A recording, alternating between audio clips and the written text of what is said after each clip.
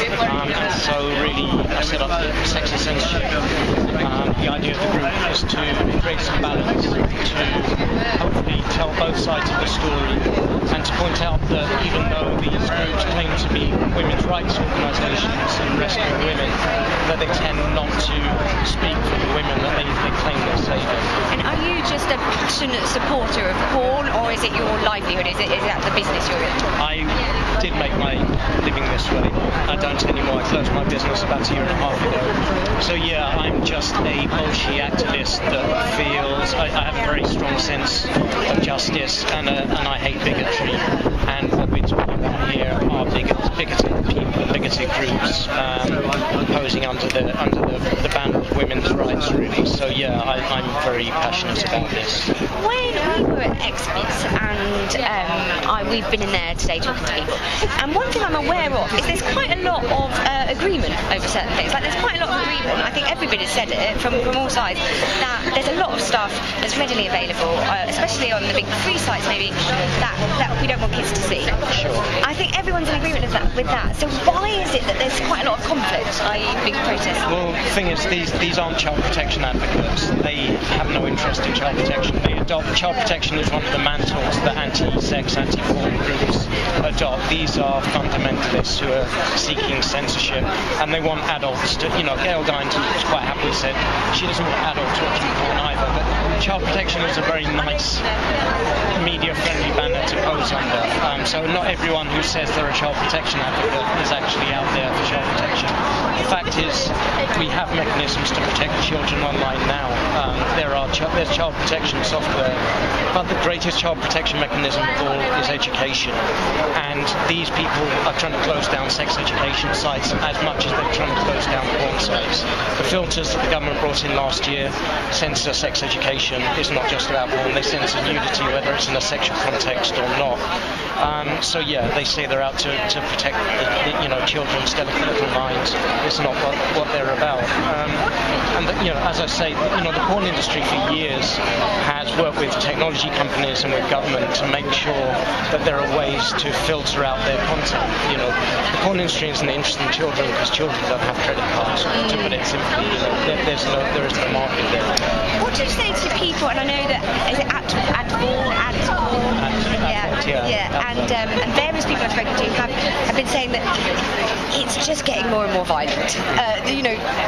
Online porn is getting more and more violent. And I know I think there's one study that was done in 2010 said that 88% of online pornography shows acts of physical aggression towards women.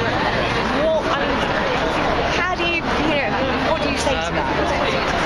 Well, you'd have to define aggression first of all, and whether is this actual aggression or is this or are these acted out things? I don't believe the 88% figure. I've seen another study that randomly chose, I think, 300 or so porn clips, and I think they found one that could have been said to be abusive in any way. But obviously, look, these people are creating a moral panic, and if you're creating a moral panic, you have to say things are getting worse. The reality is, I've been on the internet for 25 years. There is far less really nasty stuff. There is nasty stuff in existence, of course. There's far less of it around, and it's far harder to find today than it was 10 years ago. So it does exist. There's less of it around. They say it's getting worse because they're calling for action, and what the action they're calling for is censorship. And governments aren't bumped into censorship unless they can be persuaded that things are getting worse. Things aren't getting worse. Are you a feminist? I used to use that label, and now I don't, because the term has become so vague and so blurred that I don't know what it means anymore. My mother was the women's generation, and I grew up in that feminist environment. And if you said, am I a feminist as it was in 1970, say, yeah. Am I a feminist today? I don't know what the term means. It's almost become meaningless. What was it like when you said a feminist in 1970?